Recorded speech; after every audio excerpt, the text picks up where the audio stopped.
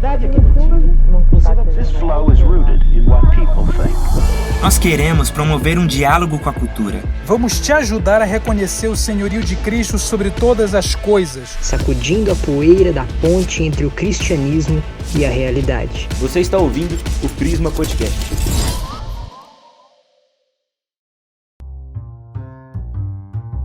Fala galera, sejam muito bem-vindos a mais um episódio do Prisma Podcast. Meu nome é Lucas Pegoraro e eu já me decepcionei com a cantina da igreja, que eu fui lá morrendo de fome e não tinha cantina, e essa foi uma grande decepção.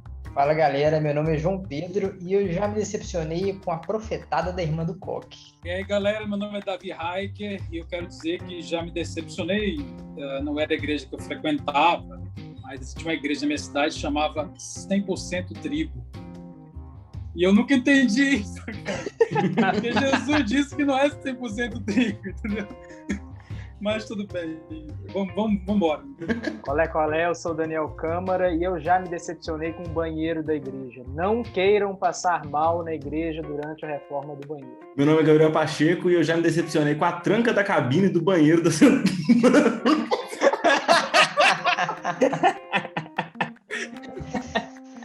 Opa! Não, mas quem segue a gente sabe de que igreja que eu sou.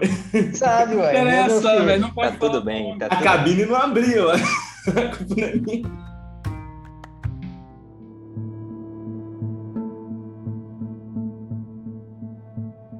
Bem, pessoal, hoje a gente vai conversar sobre um tema delicado que faz muita gente sofrer, e que talvez você se identifique ou conheça alguém que se identifique, que é a frustração ou a decepção com a igreja. Nós não queremos aqui julgar ninguém ou trazer nenhum peso, nós realmente queremos ter essa conversa sobre isso. Nós estamos na nossa série A Narrativa da Redenção e a gente está no Ato 5, que é a igreja, e se você for lá no nosso Instagram, você vai ver vários posts falando sobre a igreja.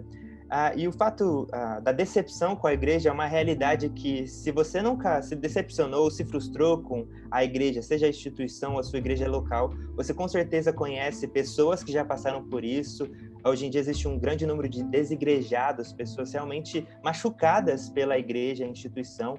Então nós queremos ter uma conversa franca sobre isso e podendo talvez ajudar você de alguma maneira, trazer esperança para o seu coração. E é isso aí, eu queria então começar aqui perguntando para os meus amigos: vocês já se frustraram, já se decepcionaram com a igreja de alguma maneira? Vocês já tiveram alguma experiência em relação a isso? Eu queria dizer nesse sentido que a gente precisa separar essa questão da igreja de Cristo, a noiva de Cristo, né? A igreja que é invisível, e essa aí é guardada por Deus e está protegida, e ela deve ser honrada nesse sentido. Agora, a igreja institucional, né, organizacional, já me frustrei bastante. Eu acho que eu me frustrei tanto com a igreja quanto comigo mesmo. Eu acho que na mesma proporção que eu já me frustrei comigo mesmo, eu me frustrei também com essa organização. A dificuldade que é você perceber que, às vezes, as organizações eclesiásticas têm prioridades que talvez não sejam as suas. E eu acho que isso é frustrante. O que eu queria que fosse priorizado, o que eu queria que fosse adotado como linha de ação, linha missional, linha ministerial, e às vezes não é. E isso gera uma necessidade de adaptação da minha parte, gerou uma necessidade de adaptação da minha parte, porque a gente, se não fizer isto, também começa a querer impor a agenda das igrejas, ou da igreja que a gente compõe, né, as nossas prioridades. Então, eu já me frustrei muito com a avaliação que as organizações eclesiásticas fazem de como devem agir, qual é a prioridade a ser adotada, aonde deve se investir mais tempo, o que deve estar em maior destaque no culto ou no agenda anual de uma igreja. Então, eu acho sempre que as coisas passam por aí também. A minha decepção foi muito parecida com a do David. Eu congrego em uma igreja que é muito grande e por isso ela tem uma estrutura para ajudar ela a funcionar, né? E várias vezes eu encontrei muitas falhas nisso, entendeu? Quando essa estrutura era colocada em prática. Mas o que Deus foi me mostrando ao longo do tempo é exatamente essa coisa que o David falou. Eu estava querendo a igreja do meu jeito, né? Tipo assim, com as minhas exigências, sabe? E Deus foi me mostrando como que eu estava errado nisso. Foi um processo demorado, muito demorado, para eu aprender a parar de ter essa postura consumista da igreja, né? E começar a estar ali para servir, né? Acho que foi ali que as coisas começaram a mudar. Pois é, eu iria um pouquinho além da linha do David e do Gabriel. Eu compartilho dessa decepção muitas vezes com relação à linha ministerial, com relação a algumas escolhas de estrutura mesmo, e que não vão ser 100% adequados com aquilo que a gente pensa, mas eu também tive grandes problemas e várias questões ao longo de toda a vida. Sempre tive inserido em meios em que eu pude ver as vísceras da igreja, né, os bastidores em ação. E muitas vezes dentro desses bastidores a gente acaba vendo como que o pecado não larga a gente mesmo. O processo de santificação é bem mais demorado do que a gente gostaria, e a gente acaba vendo o uso desses pequenos lugares de poder dentro da igreja para manipulação, para tentar criar um certo senso de superioridade sobre outras pessoas, outros grupos, outras comunidades locais.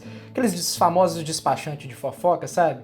Que é aquela coisa que às vezes você está conversando com a pessoa tranquilo em privado, daí no dia seguinte a igreja toda está sabendo. Essas coisas que já me decepcionaram bastante, para além daquilo que o Gabriel e o Davi falaram. Eu compartilho com tudo isso que os meninos têm falado aí. E antes de falar um pouco sobre a minha decepção, eu gostaria de colocar aqui também como ser vulnerável nesse momento é importante, né? Porque muitas vezes a gente se blinda com relação a esse tipo de tema, esse tipo de assunto que é meio espinhoso, né? E ser vulnerável com relação a isso, acho que faz parte do ser igreja. Muitas vezes a gente não evita esse certo tipo de tema, né? Às vezes para não provocar nenhum tipo de desconforto, para não provocar nenhum tipo de, de fofoca mesmo, né? Mas o quão é importante a gente falar sobre isso, né? Afinal de contas, nós somos um corpo, né? E quando a gente compartilha desses momentos, acho que a gente consegue se colocar na dor do outro e, quem sabe, né, evitar futuras decepções. Mas eu tive algumas experiências de decepção também. Eu vivi um processo doloroso de troca de igreja, né, no início da minha caminhada cristã, e esse processo passou por uma decepção muito grande, né, principalmente em questão de eu olhar para as pessoas da igreja e ter aquela sensação assim, nossa, mas essa pessoa que é ministra da palavra, ela está fazendo isso, né? Essa pessoa que eu vejo todo domingo, naquela visão, né, que eu tenho como modelo, às vezes, né, como inspiração, essa pessoa tem esse tipo de atitude, e eu começar a projetar a visão da igreja como um todo, como algo meio hipócrita, né? Como pessoas que pregam uma coisa, mas na verdade vivem outra, né? E acredito que isso seja algo muito comum, né? A grande maioria das pessoas que eu vejo que se decepcionaram falam muito disso, né? Que veem muita hipocrisia no meio da igreja, de que a gente lê a Bíblia, ora, mas na hora do vamos ver, na hora da coisa, a gente agir no mundo, às vezes dentro da própria igreja, nós vemos o pecado estampado na nossa cara, né? E passou muito por isso a minha experiência, né? E foi um processo demorado também, né? De parar de enxergar, parar de olhar para a igreja como esse órgão hipócrita, esse órgão que tem uma máscara, né? Para olhar para a igreja como o corpo redimido de Cristo, né? Então, foi dolorido, né? Emocionalmente dolorido, mas o Senhor foi me tratando também, e hoje estamos aí muito felizes por congregar numa igreja cheia de pessoas falhas.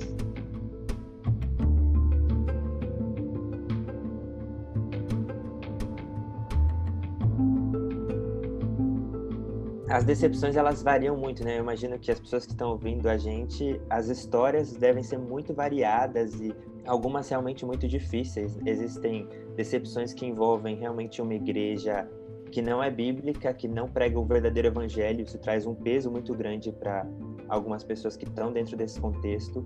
Outras decepções são mais a nível ministerial, de como fazer as coisas, e outras decepções vão ser mais também no nível de liderança, frustrações com os líderes, da gente idealizar algumas coisas que nem vocês falaram, ou também problemas pessoais, de a gente contar com a pessoa, com a lealdade, e a gente se frustra, se magoa mesmo com o que as pessoas acabam fazendo com a gente.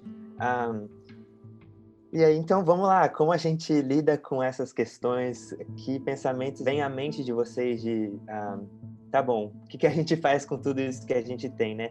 Existe uma realidade que é a realidade do nosso coração, a realidade das pessoas que a gente convive, a realidade da queda, né? Que todos nós somos seres caídos, então a frustração com a igreja é, antes de tudo, uma frustração com indivíduos caídos, problemáticos, então logo é impossível não existir nenhum tipo de atrito. E se a gente estiver disposto a viver em comunidade, com certeza a gente sempre vai se decepcionar em alguma medida ou outra, né? O próprio C.S. Lewis vai dizer que amar é sempre ser vulnerável, ame qualquer coisa e certamente seu coração vai doer e talvez se partir, né? E ele vai falar que o único lugar além do céu onde se pode estar perfeitamente a salvo de todos os riscos e perturbações do amor é o inferno. Então a gente vai se decepcionar, mas beleza, então, o que a gente faz com tudo isso que a gente tem? Como que a gente lida com essas frustrações? Como que a gente encara elas? Dou a bola para vocês aí. Eu queria introduzir e jogar uma sementinha aqui para ver se a gente consegue fazer crescer esse assunto. Eu acho que a gente tem que fugir de dois extremos aqui. Eu acho que um extremo que a gente vê muito é aquele extremo de olhar a igreja como um supermercado, né, de que a igreja não pode me decepcionar de forma alguma, né, a igreja tem que se moldar ao que eu quero, né, e o outro extremo também, da gente ignorar o fato de que existem decepções sinceras com a igreja, né, que muitas pessoas se sentem feridas, vamos colocar aqui, com certa razão, né, que realmente aconteceram fatos tenebrosos, horríveis na vida dessas pessoas dentro de um ambiente eclesial, né? Então, acho que a gente precisa fugir de dois extremos, que é ignorar completamente, né, essas pessoas que se sentem machucadas e falar que isso não passa de mimimi, né?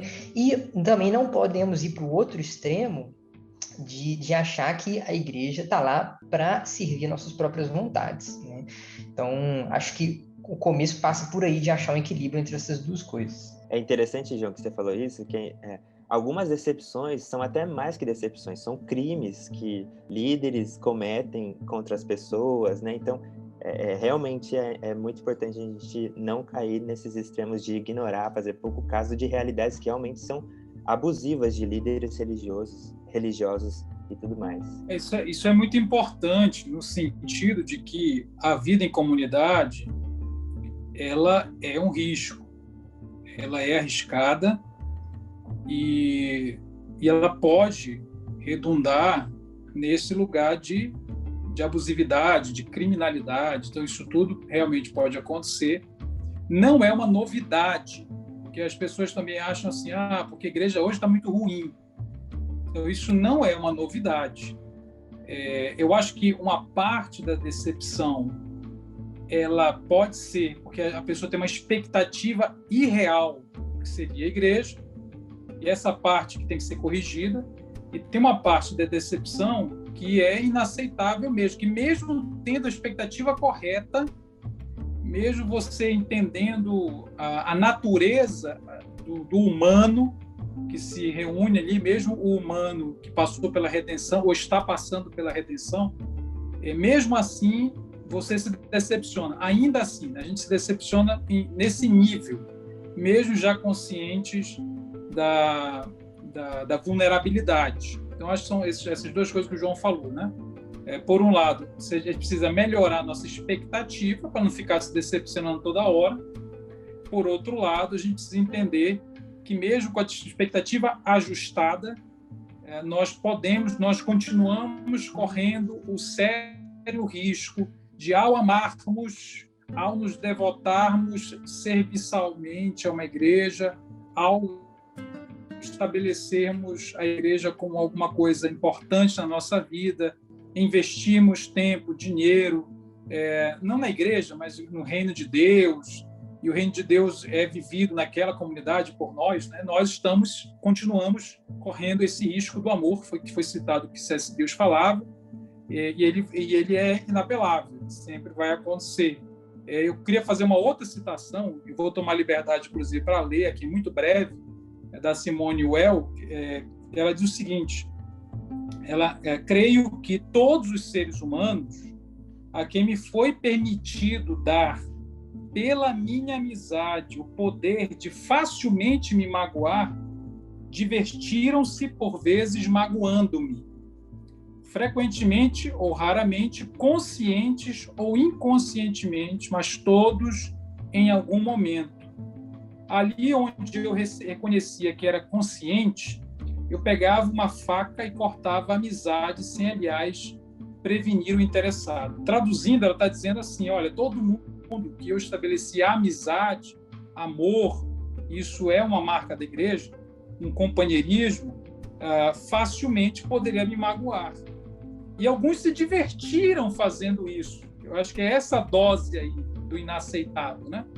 E eu acho interessante como ela coloca, porque às vezes até é inconsciente. Quer dizer, a pessoa às vezes é tão narcisista, ela nem percebe o tanto de mal que ela está produzindo com a sua hipocrisia, com tudo que você está fazendo na vida do outro. E o remédio da Simone é interessante, porque ela diz: eu cortei a amizade. Então, talvez exista um momento que a gente precisa preservar o nosso laço com a Igreja de Cristo e talvez escolher pessoas para nos relacionar de maneira mais próxima. Eu não vejo como problema o sujeito dizer: olha, nessa igreja tem gente que eu acho que eu não consigo me relacionar relacionar nesse nível, né, de profundidade, de amizade. É lógico, vai ter que perdoar, vai ter que conviver, só que tem que ser realista, porque senão a gente, por uma decepção com alguém, a gente vai cortar relações com a igreja como um todo. Eu acho que é o que está acontecendo muito nos nossos dias. As pessoas, às vezes, não cortam... Cortar relação parece ser uma palavra muito dura, né? Mas elas não regulam as relações com indivíduos, elas acabam generalizando e rejeitando a igreja como fenômeno do reino. Eu não quero mais isso. Para mim, isso não funciona. Eu queria pegar um gancho nisso que o David falou e talvez propor uma questão que talvez nossa decepção com a igreja passe até por um problema teológico, porque naquele momento em que a gente se decepciona com alguém na igreja, ou com um grupo de pessoas, ou com alguém que era da nossa confiança, às vezes a gente esquece de um aspecto muito importante, que a gente fala até muito aqui no Prisma, que é o aspecto do já e ainda não. Nós, dentro de um ambiente eclesial, dentro de um ambiente de igreja, nós já fazemos parte da noiva, né, da igreja gloriosa, mas nós ainda não somos perfeitos. E é importante a gente lembrar disso na hora que a gente está lidando com o conflito. Porque se a gente esquece, a gente fica só no já, né, esquece do ainda não, a gente vai passar a ser intolerante com a igreja. E a partir do momento que a gente é intolerante com a igreja, a gente se eleva a um patamar quase idólatra, né? De que a gente espera do outro aquilo que nem nós mesmos conseguimos fazer, que é a perfeição que só vai ser atingida na consumação. Então, uma chave teológica muito boa, eu acho, para na hora que a gente viver o conflito na pele, é lembrar de qual é a realidade que a gente vive hoje, né? A gente fala disso muito no Atos 5, que a gente vive nessa interseção. A gente já vive como cidadãos do reino, mas a gente ainda tropeça, né? A gente ainda tem que lembrar que esse mundo ainda é um vale de lágrimas. E o vale de lágrimas inclui, como o David bem colocou, o risco. E se colocar em relação com as outras pessoas de maneira tão profunda como é a relação das pessoas dentro da igreja, inclui, né, dar de cara com o pecado do outro. Da mesma forma que a outra pessoa vai dar de cara com o nosso pecado. E como a gente convive de maneira muito intensa, isso vai acontecer de uma hora ou outra, né? Então, na hora que a gente passar por esse momento, e eu vivi esse momento, né, de colocar a igreja num lugar com uma expectativa que ela ainda não consegue atender, né, e passar a olhar só para isso, e esquecer que, poxa vida, calma aí, essas pessoas falharam comigo, mas eu muitas vezes falho com elas também, né? Às vezes é importante a gente lembrar dessa chave teológica que pode a gente ajudar na prática. Tá, e a gente está falando aqui desse risco que é a gente viver em comunidade, mas então por que isso valeria a pena de alguma forma, né? Se isso implica na gente se decepcionar tanto, por que a gente tem que estar em uma igreja? Por que a gente não pode ser um desigrejado? Por que a gente não pode viver a nossa fé sozinhos? Qual a importância da igreja? Acho que, em primeiro lugar, por causa da Trindade. A Trindade é Deus, que é uma comunidade, e ele é a base da pessoalidade que carregamos, somos pessoas, portanto é a base da individualidade, segundo o próprio Gênesis, mas também é a base da relação. Então não é que com Jesus se inaugura uma espiritualidade comunitária que dá-se o nome de cristianismo. Não. Não existe nenhuma espiritualidade na Bíblia que não seja comunitária, desde o pré-queda. Desde o pré-queda. Então, o único momento que Adão está sozinho é o momento em que Deus diz que não é bom, e olha que ele está falando no mundo que não havia pecado. Então, não é bom o desigrejamento, mesmo no mundo onde não há pecado, que é o eu sozinho. Então, ele encontra Eva e faz uma família e constitui o primeiro núcleo eu-outro da espiritualidade mundial. Né? E aí, meu amigo, daí por diante, a vida diante de Deus consiste em suportar uns aos outros por causa do pecado, evidentemente, e construir uma possibilidade de convivência a partir da vontade de Deus para cada um de nós. Então, isso é reforçado com a igreja em Cristo, com o Novo Testamento também, de maneira muito peremptória. Então, não há salvação. Essa frase é polêmica, né? Não há salvação. Eu diria que não há salvação para uma espiritualidade saudável fora da comunidade. Olha que eu ajeitei a frase no final. Não há salvação fora de Roma. Salvou no finalzinho. Escapou. Eu acho que esse negócio que o David falou sobre o fato de, antes mesmo da queda, a solidão não ser uma coisa boa, é uma coisa muito interessante, né? Porque às vezes a gente pensa, né? Tipo, a gente tem que estar em igreja porque isso vai ajudar a gente a não cair, né? Mas é mais do que isso, vai além disso. A vida em comunidade é aquela que nos permite viver a humanidade plena. É nessa relação com os outros que a gente consegue experimentar aquilo que nós somos criados para ser. Né? Porque Deus compartilha e nós também devemos compartilhar. Ou uma coisa que eu acho que é interessante também, já que a gente está tocando nesse ponto da queda, dos efeitos dela e tudo mais, como existia essa espiritualidade comunitária pré-queda e como isso remanesce, uma das coisas que a gente precisa entender também é que, diante do fato de que o pecado nos alcançou e alcançou a todos, nós precisamos sim de decepção. Não dá pra gente viver longe de decepção, não. Não é que a igreja exista meramente para impedir a gente de cair. Eu vou além e digo que a igreja existe para que a gente aprenda a reconhecer plenamente que é caído. Para a gente, ao olhar para as falhas dos outros, para as falhas em comunidade, para esses problemas relacionais, para toda a destruição que o pecado gera para a vida comunitária, quando a gente vai olhar, por exemplo, nas obras da carne, claro que não é a única coisa que a gente percebe lá em Gálatas 5, mas as obras da carne, como que tem um efeito destrutivo sobre a vida em comunidade, o fruto do Espírito chega também como elementos restauradores para a vida em comunidade. Na dinâmica de igreja, a gente foi percebendo que ninguém presta mesmo, não. E vendo isso, a gente acaba percebendo, com a graça de Deus, sendo libertos da arrogância, da soberba, que a gente mesmo também não presta e que nos erros dos outros nós vamos descobrindo um pouco melhor os nossos erros e aí vamos entendendo que nós somos caídos, que nós precisamos da graça e que todas essas coisas frustrantes da dinâmica da vida da igreja são, na verdade, coisas frustrantes que existem dentro de nós mesmos e que o Espírito Santo vai trabalhando dentro de nós para restaurar e nos transformar à imagem do Filho de Deus. É mais ou menos como se fosse o seguinte, não é que a igreja não sabe amar ou se relacionar com o outro, é que nós somos igreja exatamente porque não sabemos fazer isso.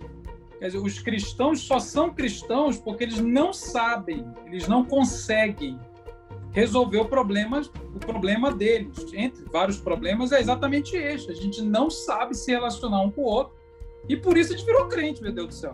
E por isso a gente pediu assim, socorro.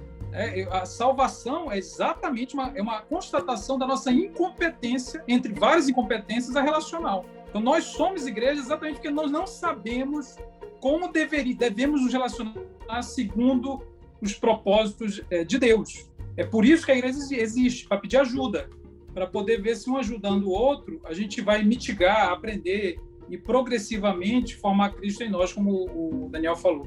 Eu queria dar um exemplo disso, como que o buraco é muito mais embaixo, né? Como os meninos colocaram aí.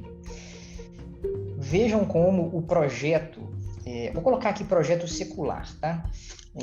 Sem adentrar muito no conceito de secular. Como o projeto secular de o eu sozinho conseguir, ele é falido. A gente vem numa toada da história, né? E eu vou pular aqui direto para a época da Primeira Guerra Mundial / Segunda Guerra Mundial, né? Existia uma sensação de progresso, né? De que a comunidade científica, a comunidade política, a comunidade não sei o quê, ia conseguir, de alguma forma, se alavancar um progresso tão grande que a gente chegaria em um ponto, né, de êxtase, né, de quase céu, né, quase jardim do Éden, em que quase que o pecado estaria extirpado, né? E veja como que esse projeto é falido, né? Isso começou um pouco ali antes da Primeira Guerra Mundial e no momento em que a Primeira Guerra Mundial estoura, né, e é seguida, logo em seguida quase, você tem ali crash da Bolsa, Segunda Guerra Mundial, você tem um total desespero e cai completamente essa esperança de que a gente consegue sozinho chegar num estado de perfeição, né?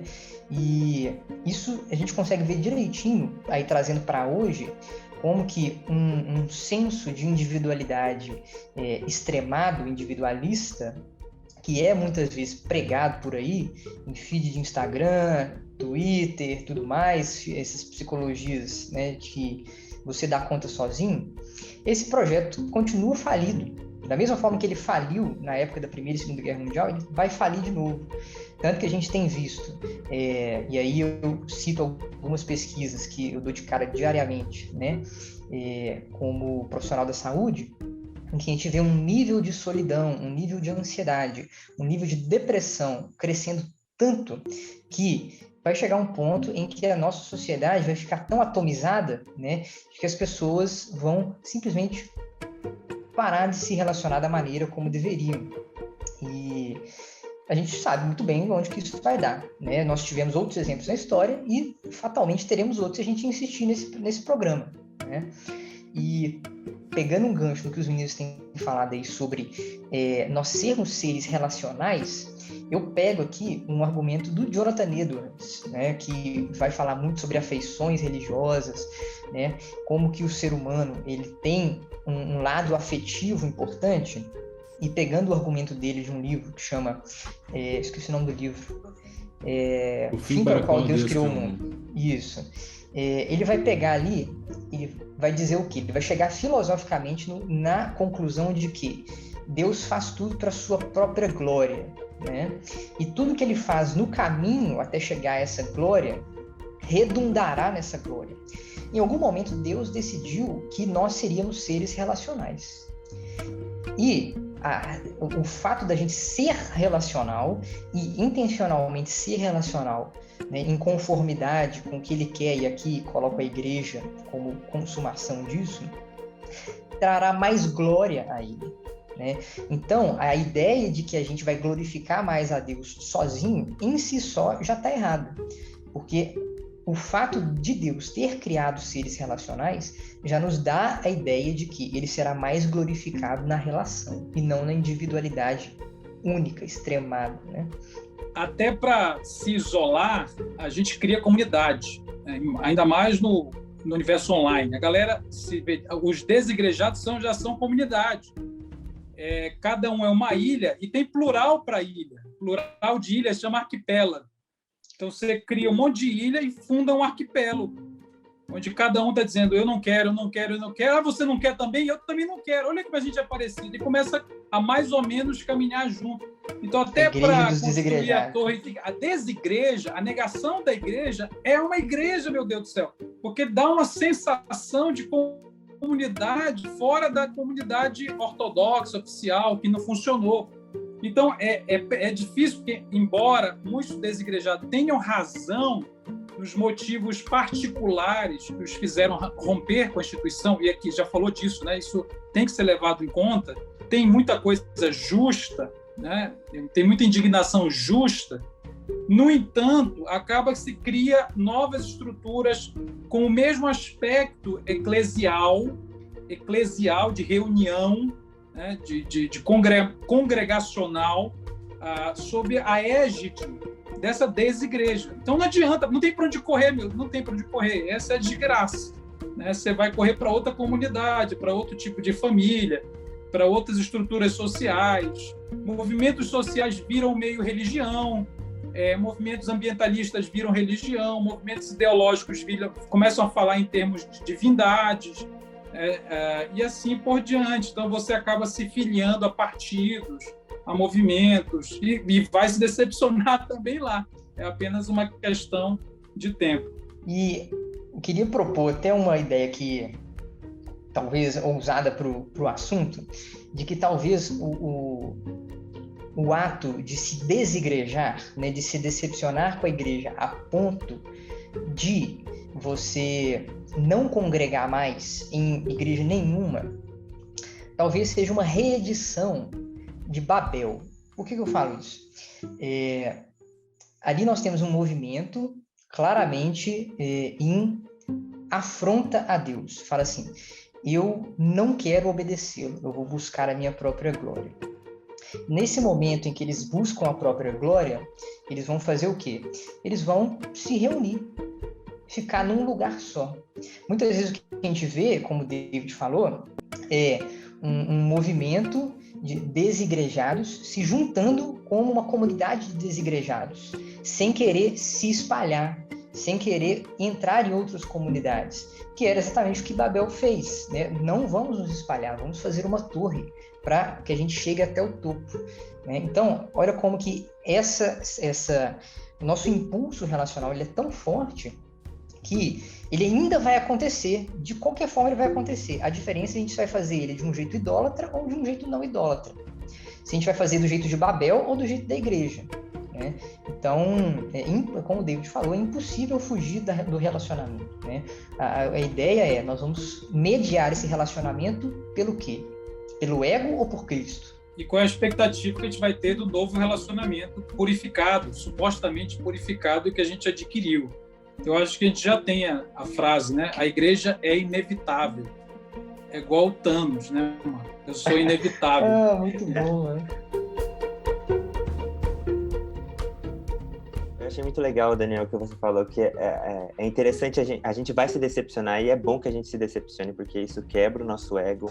E a igreja é essa escola mesmo de quebrantamento, onde a gente vai ser mesmo, ser quebrado, né? Tem um livro muito interessante chamado O Perfil de 3:6, que fala como Saul quebrou Davi, e isso foi uma maneira onde Deus tratou muitas coisas em Davi, para que realmente ele tivesse seu ego quebrado e pudesse ser o homem que Deus preparou ele para ser. Eu me lembro também das minhas frustrações assim com a igreja e com líderes decepções pessoais, e eu vejo que como essas coisas me moldaram, e eu vejo hoje esses homens como homens de Deus, mas na discussão, o maior problema, pelo menos na minha situação, no meu caso, era o meu ego, e eles me ajudaram, me confrontaram e me quebraram, e Deus pôde tratar várias coisas, e hoje eu olho para trás e olho mesmo com gratidão até a eles e a esse confronto que me fez crescer.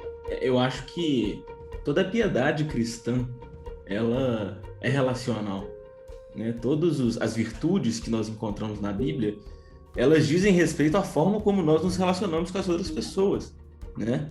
É sobre a gente amar o outro, é sobre a gente ter domínio próprio em relação ao outro, é sobre a gente viver em paz em comunidade. Todas essas coisas acontecem na igreja, é onde Deus molda a gente, né? Se você pega os frutos do Espírito, né, lá em Gálatas, é impossível você pensar nos frutos do Espírito sozinho, né? Como o David colocou a questão da trindade já, amor só é possível se existe um alvo desse amor, né? E da mesma forma, os frutos do Espírito, eles só existem se existe um alvo dos frutos, né? Então você vai ver sempre lá que os frutos são em direção ao outro, né? Você nunca vai ver frutos ali que são eminentemente individualistas, né? Você vai ver sempre esses frutos frutificarem na comunidade. Tem uma citação de uma poetisa polonesa, que a gente de vez em quando posta aqui, que é um nome meio esquisito da mulher, vou me ater a não dizer o nome dela, mas ela diz: eu devo muito aos que não amei. Devo muito aos que não amei. Quer dizer, a gente tem uma dívida para com aqueles que não são tão fáceis de amar. É exatamente o que o Lucas estava falando. E, na verdade, até, David, a pessoa que eu digo que não é fácil amar, ela pode dizer o mesmo de mim, né? Tipo, eu não sou fácil de amar para ela. É a vida da igreja. Eu queria que, caminhando agora para o fim, que a gente pensasse um pouco sobre o convite de Jesus para nós no meio da nossa decepção. Tem pessoas que estão ouvindo aqui que realmente estão decepcionadas. Como a gente pode responder a elas, chamar elas para... Tá bom, a gente acredita que Jesus está te convidando para ter essa postura. Que postura a gente pode pensar para dar esperança para essas pessoas, né? E passos para agir com sobriedade no meio da crise? Olha, eu vou falar um trem aqui. O João, que é o doutor do grupo, se eu estiver falando muita besteira, ele pode me corrigir aí depois. Mas quando a gente fala em corpo, a gente está falando de uma unidade orgânica que independe de vontade. O estômago não precisa querer ser estômago para fazer parte de um corpo. O estômago não precisa estar de bem com os outros órgãos para depender dos outros órgãos, da atividade dos outros órgãos. Uma maneira bem Pixar de dizer esse tipo de unidade. Mas o que eu quero dizer é o seguinte: nós, como corpo de Cristo, membros do corpo de Cristo, não precisamos querer estar ligados a outros, nem mesmo saber que estamos ligados a outros, para dependermos uns dos outros. Nós, como cristãos, inseridos dentro dessa unidade orgânica, já dependemos daquilo que Deus derrama por meio dos dons, por meio da sua graça, sobre a comunidade, sobre outros crentes. E para o nosso desenvolvimento, para o nosso crescimento espiritual, nós precisamos dos outros, nós precisamos desse ambiente arriscado, onde nós vamos nos decepcionar, onde a gente vai encarar gente tóxica, abusiva, mas nós precisamos disso porque é lá que a graça de Deus, que nos ajuda a enfrentar esse tipo de coisa e todos os outros sofrimentos da vida, está. Simplesmente isso. Aos decepcionados, aos frustrados, eu diria isso. A frustração vem, a decepção vem, são realidades, mas realidade também é que nós dependemos uns dos outros, mesmo que a gente não queira. Eu queria dizer que o ferro se afia com ferro, então você está sendo afiado, afiada, você que está decepcionado, decepcionada, e em segundo lugar, imite a Cristo. Cristo é o nosso maior exemplo, ele conviveu humanamente, né, encarnado com a igreja. E tudo que ele falou de repreensão, ou melhor, uma boa parte do que ele falou, do que ele ensinou, era treinando pacientemente discípulos, pessoas que acreditavam imperfeitamente.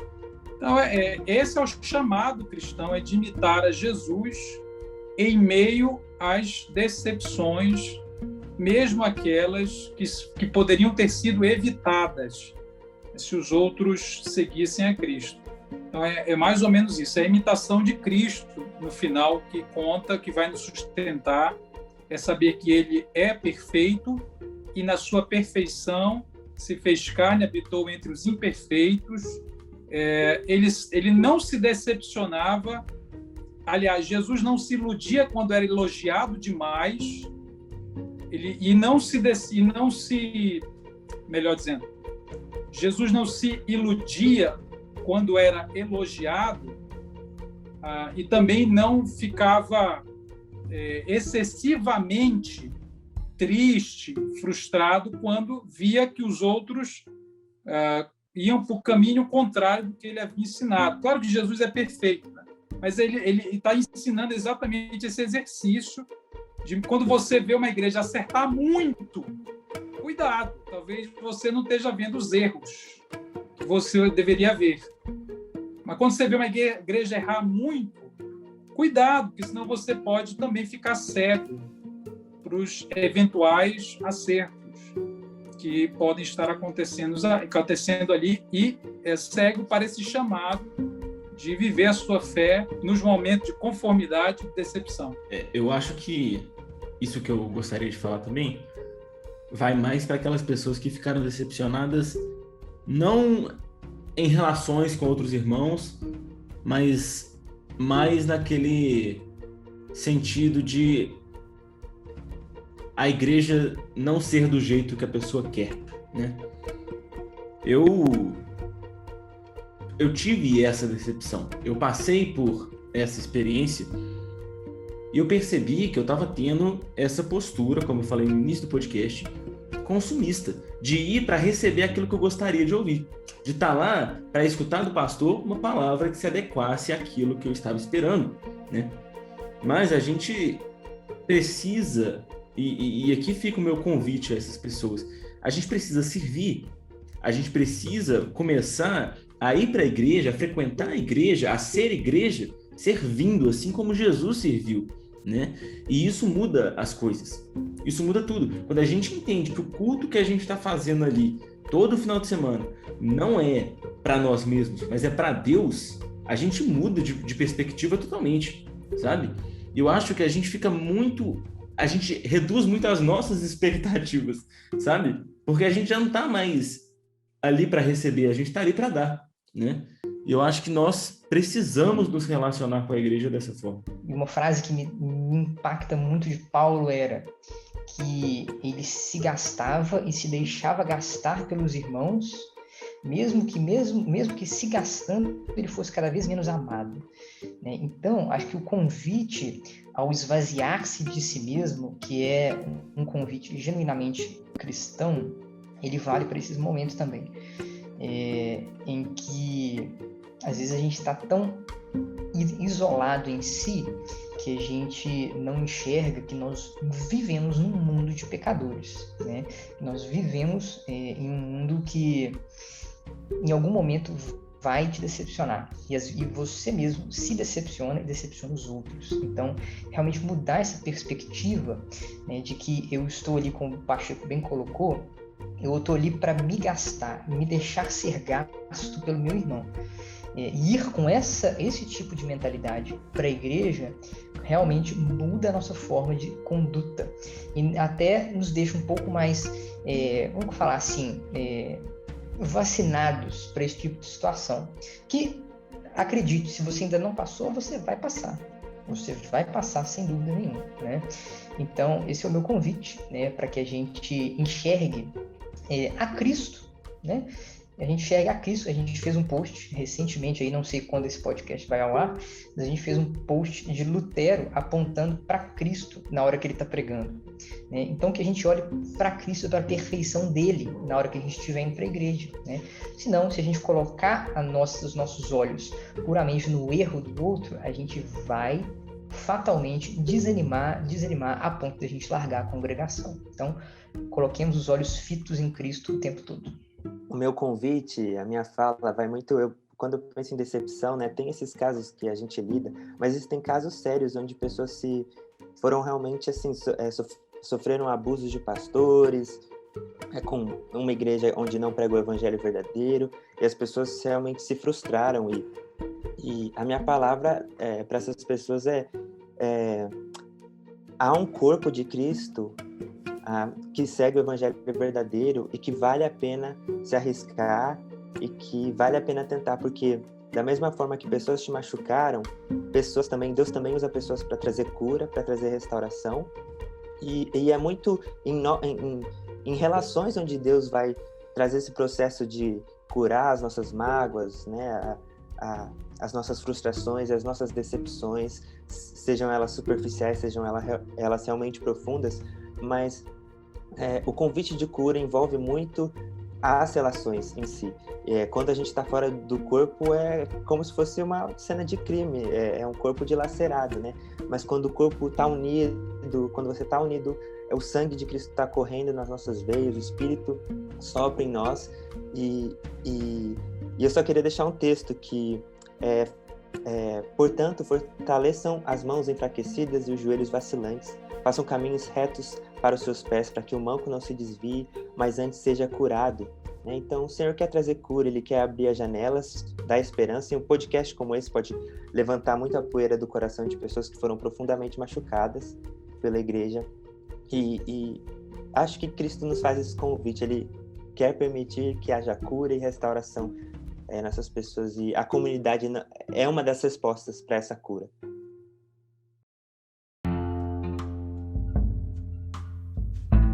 Pessoal, então é isso. Eu espero muito que vocês tenham sido edificados com essa conversa. Uma última coisa que eu gostaria de falar aqui é o seguinte: peça para Cristo te mostrar o que é a sua igreja, como Ele vê ela e a sua parte dentro desse corpo. Não se deixe ser dominado pela amargura, mas que o perdão, a restauração e a reconciliação possam fluir dentro de você através do Espírito Santo. Compartilhe essa conversa com quem você acha que precisa dela e esteja orando pela gente. Um grande abraço.